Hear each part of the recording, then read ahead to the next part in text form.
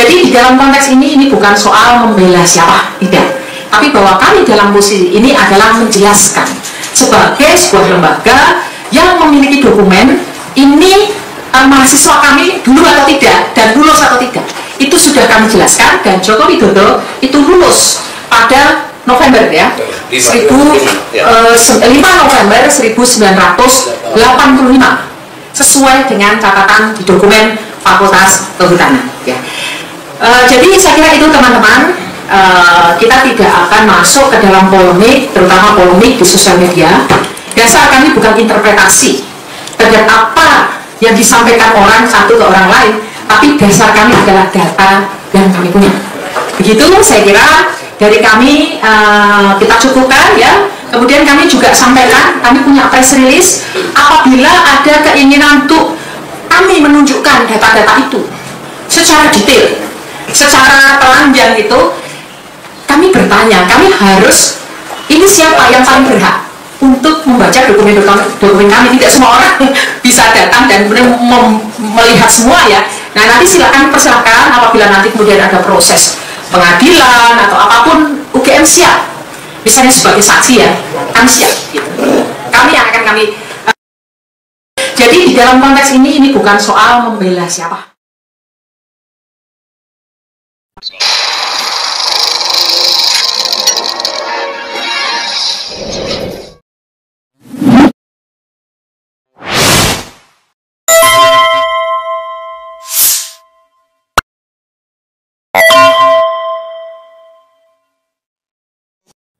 Assalamualaikum warahmatullahi wabarakatuh, sobat RH sekalian. Jumpa lagi kita di channel yang keren ini, keren cadas. Ya sobat RH sekalian, kita harus fair ya, tidak boleh prejudice terlalu berlebihan. Tetap kita memberikan sebuah ruang bahwa UGM lah yang benar, Roy Suryo lah yang salah, Bareskrim lah yang benar, Roy Suryo dan kawan-kawan lah yang salah. Jadi walaupun dalam pikiran saya lebih melihat Roy Suryo yang benar karena saya melihat presentasi dia dan lain sebagainya, tetapi tetap kita harus mempertimbangkan apa yang disampaikan oleh UGM.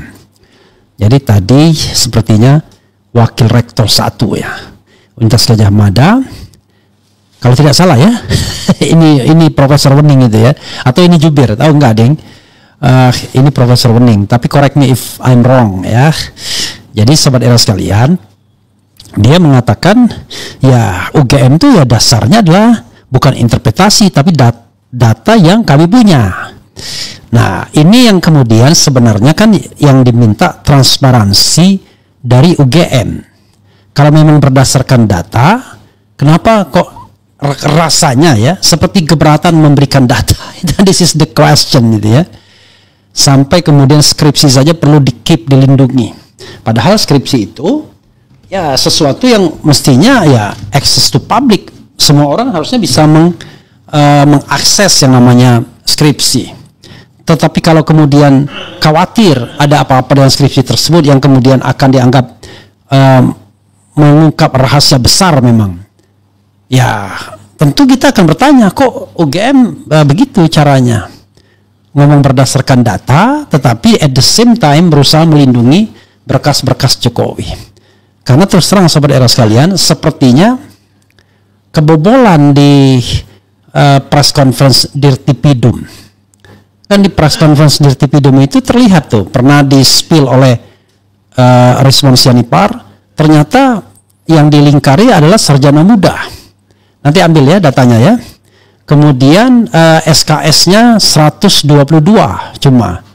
Begitu disuruh nambah untuk kelengkapan sarjana, kok jadi 88, jadi 210. Too much. KKN dibilang tahun 83, tapi kemudian dikoreksi tahun 85. Pembimbing skripsi Kasmujo awalnya. Kemudian menjadi Profesor Dr. Ahmad Sumitro, yang di dalam ucapan terima kasih prakata masih belum bergelar profesor misalnya. Tanda tangan Ahmad Sumitro di skripsi agak berbeda dengan yang dikeluarkan oleh putri beliau namanya Aida Granbury yang sekarang bermukim di Australia. Jadi saudara sekalian, sekali lagi ya, please, ini bukan soal percaya atau tidak percaya. Apalagi sobat era sekalian sudah menjatuhkan pilihan tidak percaya sama UGM for this case, in this case, untuk kasus ini. Tetapi dalam hal lain ya, tentu Gadjah Mada adalah universitas yang salah satu yang terbesar di Indonesia, dan saya sebagai alumnus Universitas Gadjah Mada angkatan tahun 89 dan lulus 94 serta wisuda 95 itu ya berbangga hati, tetap pernah menjadi ketua Badan Eksekutif Mahasiswa ketika di sana, dan pada waktu itu Anies Baswedan yang menjadi ketua Senat Mahasiswa tingkat universitasnya. Tapi sekali lagi kenapa ya yang menjadi masalah, ya kan? Ini ada Rismon Hasiholan Sianipar ya. Peperangan baru Jokowi akan dilaporkan atas skripsi palsu ke Bareskrim dan Pengadilan Perdata, mengingat form registrasi Jokowi terdaftar sarjana muda dan total SKS wajib dan pilihan hanya 122 SKS. Nah, ini kan data, ya kan? Apakah data ini didinai oleh UGM? Kan so far tidak kan? Kecuali UGM mendinai data ini. Bukan, dia terdaftar sarjana muda. Ketika pertanggal 18 Juli 1980 konon katanya ada pengumuman kelulusan yang diterima di program Perintis 1. Kan waktu itu ada program Perintis 1, 2, dan 3 ya. Itu UGM termasuk program Perintis 1. Katanya Joko Widodo masuk di Fakultas Kehutanan. Tetapi begitu mau dicek, nggak ada KR-nya. Harian Kedaulatan Rakyatnya nggak ada. Sehingga apa yang tertera di Dirtipidum, ya orang menganggapnya hoax saja. Karena itu bisa direproduksi yang ditampilkan digitalnya. Lalu kalau memang asli, kenapa fotokopian yang ditampilkan dalam slide presentation dari Dirtipidum? Kan kita masa dipaksa untuk percaya, tetapi at the same time kemudian ada irasionalitasnya. Jadi please ya, my younger brother Andi Sandi ya, yang bertindak sebagai sekretaris UGM ya, please, or my younger brother Ari Sujito ya. Jadi mereka adik-adik angkatan saya, walaupun saya tahu sekarang mereka sangat senior ya. Jadi kita kutuk kupret, mereka adalah pejabat-pejabat kampus UGM. Tetapi please be honest ya, jujurlah. Nah, kita tidak tahu. Tentu mereka berkepentingan untuk melindungi Jokowi, karena memang di Pilpres 2014 UGM lah yang membackup Jokowi habis-habisan, terbukti dengan turunnya sang rektor Pratikno dalam gelanggang dan kemudian berbuah dengan jabatan sebagai Menteri Sekretaris Negara. Sempat saya 4 bulan didapuk sebagai staf khusus, tapi kemudian akhirnya berhenti, mengundurkan diri, dan juga ketika kelihatannya Pratikno juga tidak menginginkan saya lanjut karena kita tidak punya chemistry-nya, karena saya ingin menjadi orang bebas mengkritik, dan tidak tahan juga saya ternyata bekerja kantoran ya, pagi kemudian malam baru pulang dan lain sebagainya seperti robot. Jadi kita tahu diri lah.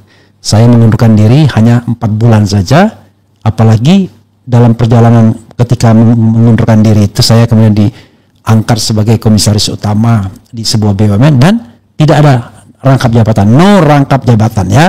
Itu one thing for sure. Makanya kalau saya ngomong tentang rangkap jabatan, saya kira saya masih legitimate lah untuk ngomong seperti itu, karena saya tidak rangkap jabatan, tidak greedy lah ya, hanya memilih 1 jabatan saja, dan itu dilakoni selama 5 tahun di 2 tempat. Jadi saudara sekalian, sekali lagi memang saya ingin percaya dengan UGM. Masa sih UGM berbohong? Itu kan my common sense dan common people juga ya akan bilang begitu. Masa sih UGM berbohong? Rasanya nggak mungkin lah. Pasti Roy Suryo ini yang brengsek. Pasti Dr. Tiffany yang sakit hati karena nggak kebagian. Pasti Rismon ini yang cari-cari panggung dan lain sebagainya. Saya ingin ngomong begitu. Dan kemudian percaya kepada institusi UGM. UGM pasti ngomong sebenar-benarnya. Tapi maafkanlah saya UGM, alma mater saya, for this time ya, for the time being, saya belum percaya. Saya belum bisa percaya dengan pernyataan UGM soal keaslian ijazah Jokowi. Kalau dia mengatakan misalnya bahwa ijazah Jokowi itu adalah sesuai dengan data yang kami punya, ya bisa jadi tricky. Data yang mereka punya adalah sarjana muda, ya sudah sarjana muda, kan begitu teorinya. Dan kalau misalnya untuk sarjana muda ada datanya, ya kita tidak bisa mengelak. Tapi yang kan kita persoalkan adalah yang diakui Jokowi dia adalah lulusan S1 insinyur. Bahkan ketika Kurnia Triroyani, Damai Hari Lubis dan Rizal Fadila menghadap Jokowi, ada terbesit omongan begini, cuma ijazah S1 aja ributnya minta ampun, kurang lebih begitulah. Padahal kan sekarang ini kan orang memalsukan S2, S3 kan nggak ketulungan. Bukan itu bro, bukan S1, S2, S3, tetapi soal kejujuran, soal good governance dan clean government. Jadi kan bukan soal cuma S1, kok cuma ijazah S1 UGM tuh worth it bro. Rata-rata pejabat, pengusaha, orang sukses itu minimal berbekal S1, jarang sekali yang cuma tamat SMA, kecuali yang dulu ya, konglomerat zaman dulu ya tamatnya cuma tamat SD, kadang-kadang nggak sekolah, tetapi kemudian bisa menjadi orang besar seperti Lim Sio Leong, kemudian kalau tidak salah Hamka Haji Abdul Malik Karim Amrullah ya, tidak memiliki pendidikan formal yang baik. Tapi jangan lupa Bung Karno seorang insinyur, ya, Habibie seorang profesor doktor, Abdurrahman Wahid I don't know exactly, Kiai Haji Abdurrahman Wahid itu doktor atau apa ya, atau S2 sepertinya. Karena dia tamatan Sorbonne, Prancis juga, dan saya tidak tahu apakah Al-Azhar juga. Jadi minimal S1 atau S2 atau S3, ya minimal S2 lah. Kemudian Pak Harto, ya kita tahu Letnan Jenderal atau Jenderal kemudian. Dan itulah yang kita harus pahami, sobat era sekalian, bahwa mereka-mereka ini bukan orang sembarangan yang menjadi presiden terdahulu. Jadi kalau misalnya ada presiden yang menjabat 10 tahun dan ijazahnya abal-abal, ya tentu kita agak sedih juga. Karena itu UGM harus sejujur-jujurnya. Saya ingin percaya dengan UGM, tetapi belum bisa diyakinkan 100%. Karena itu please buka forum yang terbuka di mana orang bisa berdebat sesuai dengan tradisi akademik. Jadi kalau misalnya UGM bicara, wah jangan libatkan kami dalam politik, ini bukan politik bro. Ini adalah sebuah pencarian kebenaran. Ya, yang kita kritik adalah tentu orang yang penting dari publik ini. Masa kita mengkritik orang nggak jelas, tetangga misalnya yang kita duga ijazahnya palsu, kita cemburu nih tetangganya baru beli mobil mewah, wah ini pasti ijazahnya palsu. Bukan begitu bro. Kita bicara mengenai tentang orang nomor 1 di Republik Indonesia ini yang sudah meninggalkan legacy, entah itu baik atau buruk, selama 10 tahun. Dan kita semua menikmatinya atau merasakan dampak negatifnya, kan tergantung. Sebagian dari kita nikmat, tapi sebagian dari kita justru menderita selama 10 tahun terakhir. Kita harus lihat hal-hal yang sifatnya fundamental ekonomi kita, apakah lebih baik ataukah justru jauh lebih buruk. Tidak hanya fundamental ekonomi, tapi juga kondisi sosial politik yang ada. Jadi my UGM, ya, you are my alma mater, tetapi ingin sekali saya mempercaya Anda, tapi saya belum teryakinkan 100%, ya kan? Seperti lagunya siapa itu ya? Aku takkan berpaling, na na na na na na na, na untukmu. Jadi belum teryakinkan 100%. Oke. Apakah Anda teryakinkan dengan UGM? Coba kita bikin polling misalnya. Sampai sejauh ini ya, setelah mendengar, oke, coba kita mainkan ya. Jadi Anda harus menjawab secara lebih benar ya, secara lebih baik, secara jangan tanggung-tanggung untuk percaya atau tidak percaya ya. Sejauh ini setelah UGM bersikukuh Jokowi lulusan sejauh ini, setelah UGM bersikukuh Jokowi lulusan kampus biru ya. Kampus biru itu adalah kampus UGM ya, julukannya Cintaku di Kampus Biru Ashadi Siregar. Jadi setelah UGM bersikukuh Jokowi lulusan kampus biru, apakah Anda sudah bagaimana sikap Anda? Bagaimana sikap Anda tentang ijazah Jokowi, ya kan? A. Ijazah Jokowi asli. B. Ijazah Jokowi palsu. Dua saja. Sejauh ini setelah UGM bersikukuh jika lulusan kampus biru, bagaimana sikap Anda tentang ijazah Jokowi? A. Ijazah Jokowi asli. B. Ijazah Jokowi palsu. Jadi kita tetap ingin bertanya lagi kepada sobat era sekalian, apakah mereka sudah teryakinkan seperti, dan bukan seperti Rio Febrian ya, yang tak teryakinkan ya. Sesungguhnya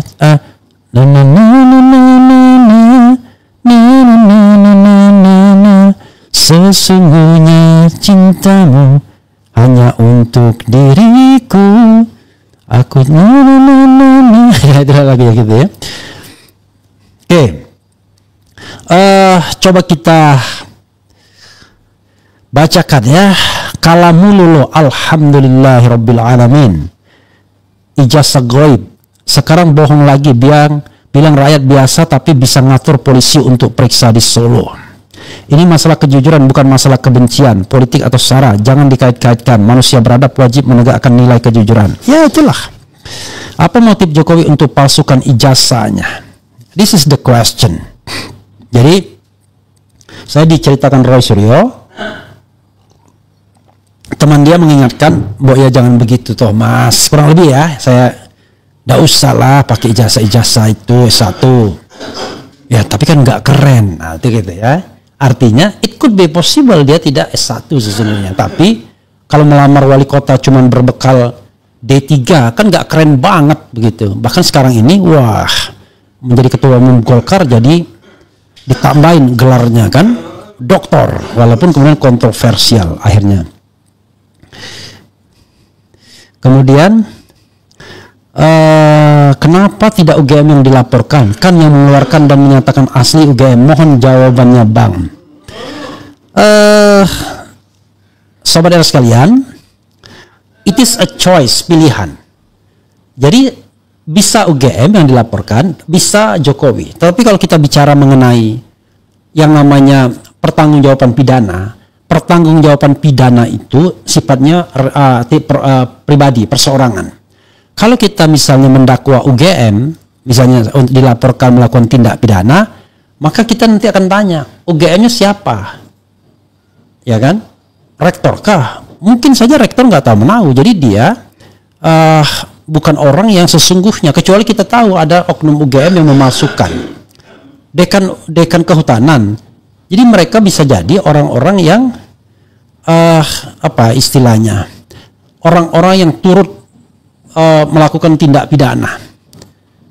Nah, tindak pidana sesungguhnya yang kausa primanya dilakukan oleh seseorang. Misal ini saya bicara tentang skenario ya, bicara tentang sebuah skenario pidana. Begini, bro, biar kita pemahaman.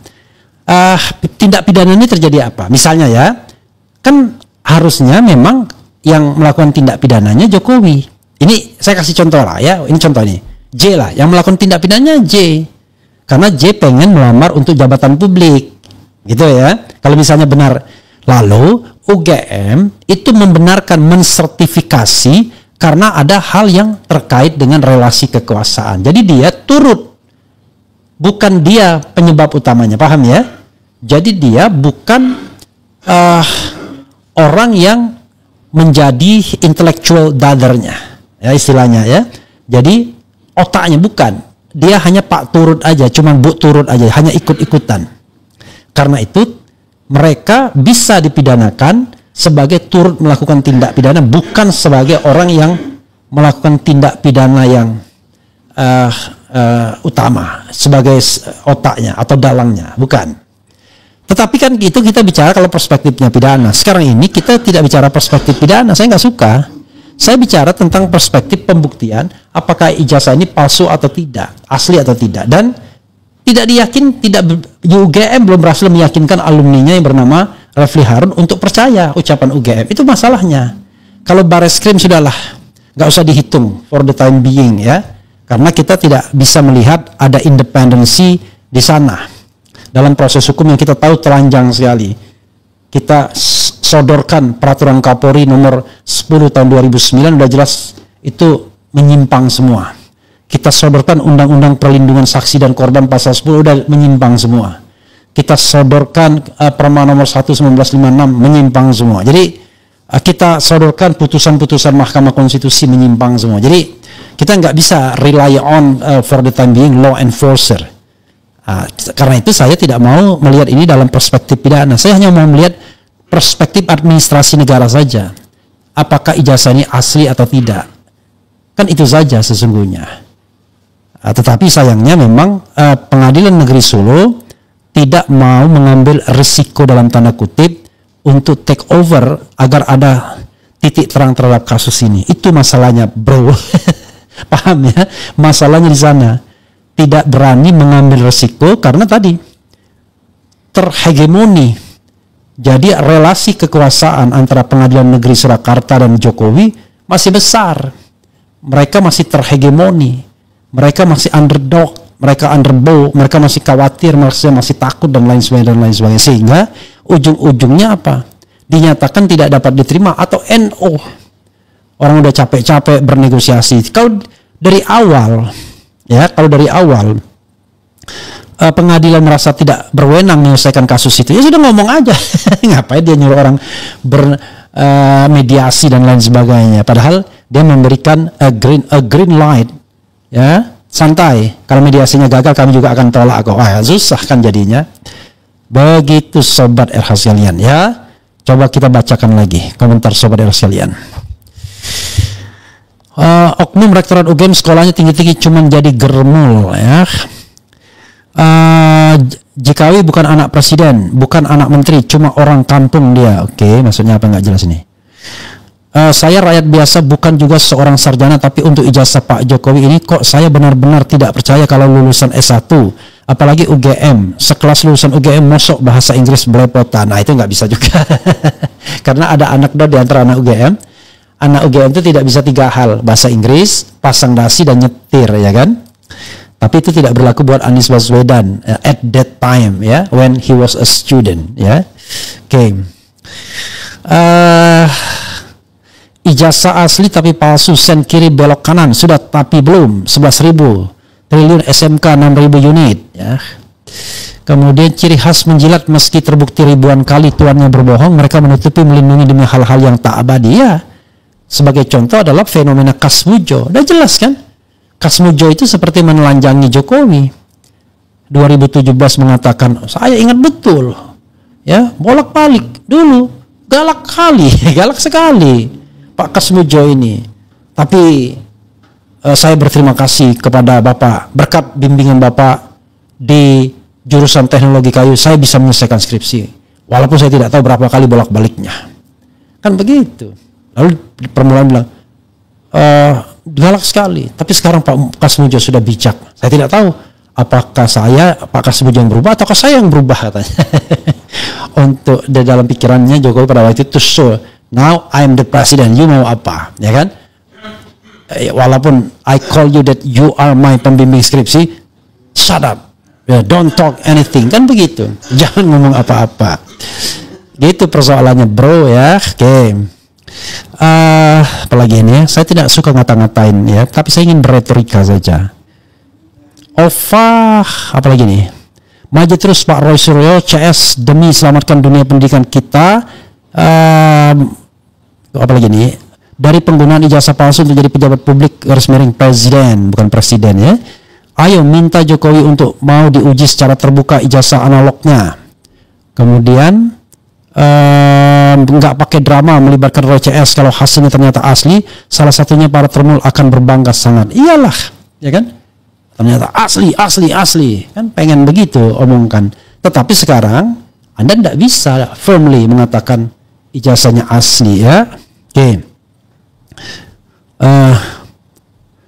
Nanti diterbitkan surat keterangan dokter kalau Pak Kasmujo sudah pikun, ya enggak lah, mudah-mudahan, ya. Kemudian apalagi nih, ya, buzzer RP nyata pembohong karena membela pembohong yang nyata bilang sakit tapi bisa datang ke pesta PSI. Kemudian Bang RH bikin polling skripsi Jokowi asli, palsu atau plagiat. Itu.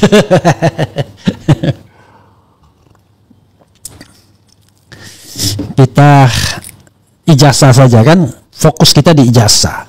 Tapi memang untuk mencapai kebenaran ijazah itu bisa dilihat berbagai jalan. Salah satunya apakah skripsinya itu selesai dan diujikan atau tidak. Apalagi nih, perlu diingat fakta sampai saat ini Prabowo masih melindungi Jokowi. Apakah tersandra kecurangan hasil pemilu 2024? Otak-atik Sirekap. Jangan berharap banyak dari oknum kepolisian yang sudah jadi parcok. Semangat Bang Refli. Kalaupun benar dari kemarin juga udah Jokowi tunjukkan. Saya curiga kemarin dibikin sesuai pesanan. Ya, jadi begini saudara sekalian, kita nggak bisa ya kemudian melarang imajinasi publik. Saya tahu imajinasi publik mengatakan bahwa ijazah Jokowi yang diserahkan kemarin itu sudah dibuat berdasarkan pesanan, yaitu apa yang disampaikan oleh Roy Suryo sebagai pengaman yang 5 itu. Ada watermarknya dan lain sebagainya. Tetapi itu pun tetap bisa diuji secara forensik oleh penguji yang independen. Jangan serahkan dong kepada pihak kepolisian yang sudah terbukti tidak independen. Sorry to say ya Pak Polisi, Pak Pol, ya Anda dalam hal ini nggak bisa dipercaya kalau urusannya adalah ijazah Jokowi. Sehingga yang terjadi adalah Anda seperti ingin buying time berlama-lama sehingga kasus ini gone with the wind, akan berlalu bersama angin. Jadi tidak pernah ingin diselesaikan setuntas-tuntasnya. Mudah-mudahan saya salah. Karena sebagai anak bangsa, saya ingin negeri ini didasarkan kepada kejujuran, keadilan, nilai-nilai moralitas dan lain sebagainya. Soal jabatan, ambillah. Kalian berkuasa silahkan. Toh kalau kalian berkuasa dan zalim, maka balasannya tetap akan ada di akhirat. Kalau kalian berkuasa dan kemudian menggunakan kekuasaan sebaik-baiknya, kami juga senang kok. Siapa bilang kami sedih? Senang. Kalau Prabowo berhasil, senang. Tapi yang tentu yang kita tidak bisa diam adalah tidak mau dikritik dan mengatakan seolah-olah sudah berhasil. Kan belum ada yang berhasil. Contoh membebaskan negeri ini dari korupsi kan belum berhasil. Pak Prabowo sendiri baru berpikir 2030 ke depan, saya sudah lihat angka-angkanya Indonesia akan baik. Itu kan baru prediksi, belum, not this now. Karena itu kita sama-sama jaga. Ada yang menjaganya dari dalam, bekerja sebaik-baiknya. Ada yang menjaga dari luar, agar yang bekerja di dalam itu bekerja sebaik-baiknya dan tidak korup. Sehingga nanti kita akan menjadi negara yang baldatun thayyibatun wa rabbun ghafur. Begitu saja saudara sekalian. Wassalamualaikum warahmatullahi wabarakatuh. Keren, cadas, ciao.